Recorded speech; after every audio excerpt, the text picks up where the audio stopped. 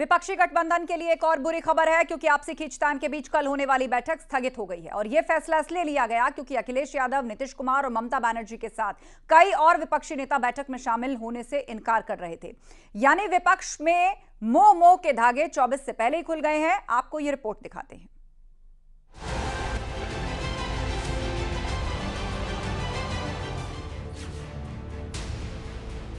विपक्ष बुरी तरह से हताश है।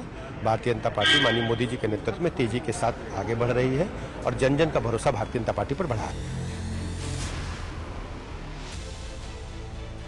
देखिए, वो गठबंधन नहीं, वो ठगबंधन है। भ्रष्टाचार के दलदल में डूबे हुए दलों का एक गैंग है जिससे जनता का समर्थन नहीं प्राप्त है।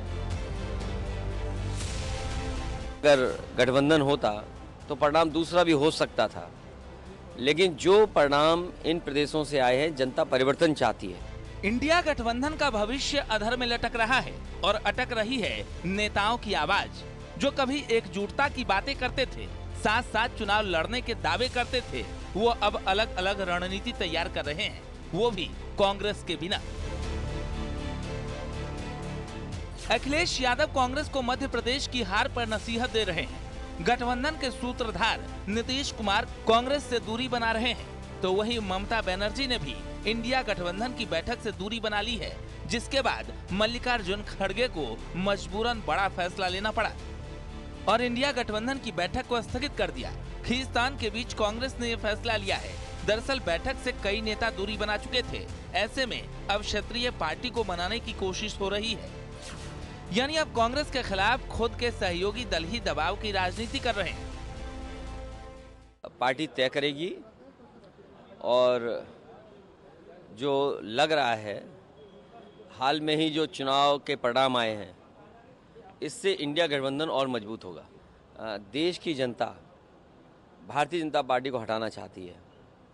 अगर यही मानक हम मान लें कि लोग परिवर्तन चाहते थे, जिन प्रदेशों में सरकार बदली है और मध्य प्रदेश के अलावा मध्य प्रदेश की परिस्थितियां दूसरी रहीं, मध्य प्रदेश में दूसरे तरह का अगर गठबंधन होता तो परिणाम दूसरा भी हो सकता था, लेकिन जो परिणाम इन प्रदेशों से आए हैं, जनता परिवर्तन चाहती है। मतलब साफ है, विपक्षी गठबंधन की तस्वीर साफ नहीं है और इसी पर पीएम मोदी ने भी ट्वीट कर निशाना साधा है।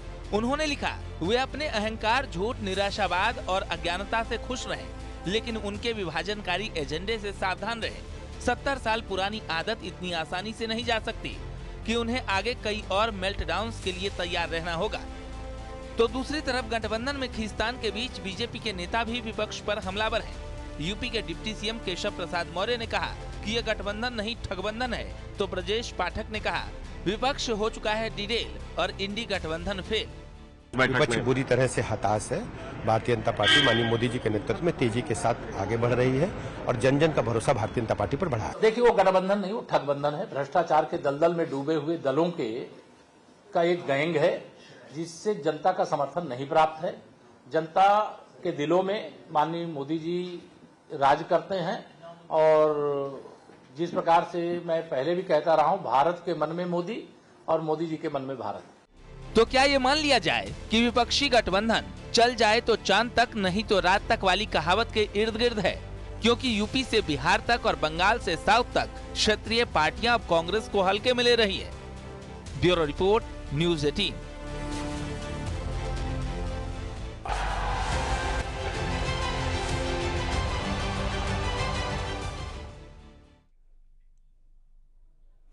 और आईएनडीआईए गठबंधन के दरार पर यूपी सरकार में मंत्री योगेंद्र उपाध्याय का कहना है कि ये सैद्धांतिक नहीं, स्वार्थ का गठबंधन था। ये मोदी हटाओ पर एक हुए, लेकिन किसको लाओ उस पर लड़ाई थी। था और निजी स्वार्थों पर आधारित था। जब स्वार्थों की टकराहट होगी तो वहां शीर्जा बिखरेगा ही। वही हुआ। सिर्फ मोदी हटाओ एक सूत्री कार्यक्रम से कोई भी पार्टी चलती नहीं। कोई वैचारिक आधार होना चाहिए, एक वैचारिक चिंतन होना चाहिए। वहां पे चिंतन है कि मोदी हटाओ और मुझे बैठाओ। अब मुझे मैं किसको बैठाऊं, यहाँ पर टकराव होता है।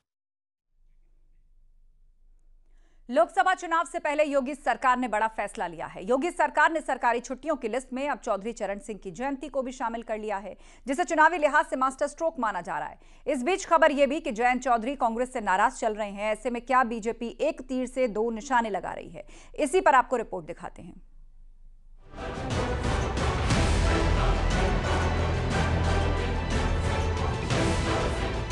पश्चिमी उत्तर प्रदेश में रही सही कसर पूरी करने के लिए बीजेपी ने बड़ा दांव चल दिया है और ये दांव चौधरी चरण सिंह की जयंती पर सरकारी छुट्टी वाला है। योगी सरकार ने फैसला लिया है कि इस बार चौधरी चरण सिंह और महाराणा प्रताप की जयंती पर निर्बाधित अवकाश रहेगा, जिसे योगी का मास्टर स्ट्रोक बताया जा रहा है। वो इसलिए क्योंकि पश्चिमी यूपी में जाट मतदाता निर्णायक भूमिका में है। अब चौधरी चरण सिंह की जयंती पर सार्वजनिक अवकाश रहेगा। योगी सरकार ने इसके निर्देश दे दिए हैं और अब इस छुट्टी से कहीं न कहीं सियासी चर्चाएं भी तेज हो गई हैं। दरअसल पश्चिम यूपी की सियासत साधने के लिए, जाटलैंड की सियासत साधने के लिए चौधरी चरण सिंह की छुट्टी जो जयंती पर की गई है, इससे कहीं न कहीं भारतीय जनता पार्टी को फायदा हो सकता है। पश्चिमी यूपी की सियासत में 100% पकड़ बनाने के लिए चौधरी चरण सिंह के नाम पर अब राजनीति शुरू हो गई है। बीजेपी जाटों को पाले में लाने की रणनीति सेट कर रही है, क्योंकि पश्चिमी यूपी में कुल 27 लोकसभा सीट है। 19 सीट पर बीजेपी फिलहाल काबिज है। करीब 70% सीट बीजेपी के पास है। 4 सीटें एसपी और बीएसपी के पास है। जाट वोट बैंक पर जयंत की भी अच्छी पकड़ है।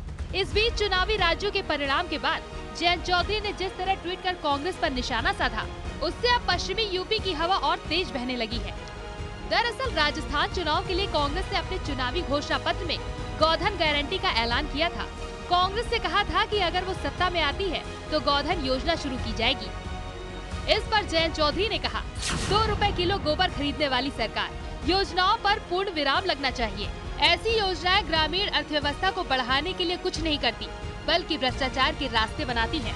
यानी एक तरफ जयंत चौधरी अपने सहयोगी पार्टी कांग्रेस के खिलाफ आवाज बुलंद कर रहे हैं, तो दूसरी तरफ बीजेपी ने भी गर्म लोहे पर सियासी हथौड़ा जड़ दिया है और चौधरी चरण सिंह की जयंती पर यूपी में छुट्टी का ऐलान कर दिया है। उत्तर प्रदेश की योगी आदित्यनाथ जी की सरकार ने उनके जन्म जयंती पर सार्वजनिक अवकाश की घोषणा करके उनको सच्ची श्रद्धांजलि दी है और साथ ही संदेश दिया है कि किसान और आम उत्तर प्रदेश वासी चौधरी चरण सिंह के चरित्र से, उनके जीवन से एक संदेश ले। भारतीय जनता पार्टी को बताना चाहिए कि 2017 समाजवादी पार्टी की सरकार तक चौधरी चरण सिंह जी की जयंती पे सार्वजनिक अवकाश होता था। भारतीय जनता पार्टी ने उस सार्वजनिक अवकाश को रद्द करने का काम क्यों किया था? अब 2023 में फिर से भारतीय जनता पार्टी वो चौधरी चरण सिंह जी की जयंती पे सार्वजनिक अवकाश घोषित कर रही है। ये भारतीय जनता पार्टी का दोहरा चरित्र है। तो क्या चौधरी चरण सिंह को सम्मान दिलाने वाले बीजेपी की तरफ अब जयंत चौधरी रुख कर सकते हैं, या फिर जयंत चौधरी अपनी अलग रणनीति के सहारे आगे बढ़ेंगे, जो समाजवादी पार्टी के लिए कंफ्यूजन से कम नहीं। Bureau report, news 18।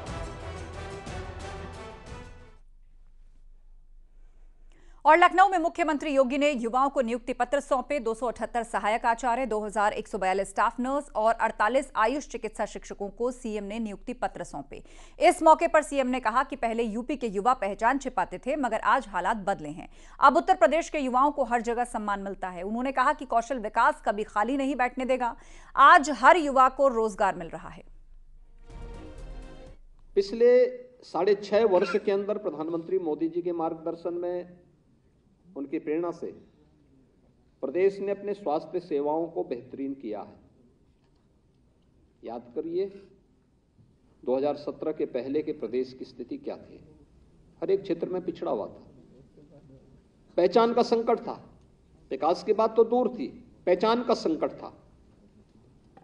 आप में से बहुत सारे लोग ऐसे होंगे जो उस समय पढ़ते रहे होंगे, उत्तर प्रदेश से बाहर डिग्री लेने के लिए जब गए होंगे तो अपना नाम छुपाने के लिए मजबूर रहे होंगे। अपने गांव का नाम, अपने जिले का नाम, अपने प्रदेश का नाम छुपाने के लिए मजबूर रहे होंगे।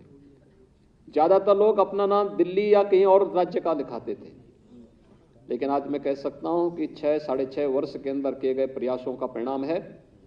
आज कोई उत्तर प्रदेश का नाम छुपाता नहीं है। जो नहीं भी होगा वही बोलता मैं उत्तर प्रदेश का रहने वाला हूं। जहां अच्छे प्रिंसिपल काम कर रहे हैं, समय देते हैं, एक एक गतिविधि पे नजर रखते हैं, वहाँ पे हमारे मेडिकल कॉलेज भी अच्छे चल रहे हैं, मरीज भी संतुष्ट होता है, कर्मचारी भी टीम भावना से वहाँ काम कर रहे हैं और वहाँ पर जो व्यक्ति अपना ये प्रयास करता है वो स्वयं भी यशस्वी हो जाता है। लेकिन जहाँ पे लापरवाही होती है, टीम वर्क नहीं होता, व्यक्ति अपने तरीके से काम करता है, समय पे नहीं है, स्वयं आता है, किसी चीज पे ध्यान नहीं देता है, केवल एक औपचारिकता बना देता है, तो वह स्वयं तो गाली खाता ही है, हमें भी गाली खिलवा देता है। तो सबसे पहली बात तो ये है कि स्वयं गाली मत खाइए और हम लोगों को भी गाली मत खिलवाइए, ये जरूर ध्यान रखिए।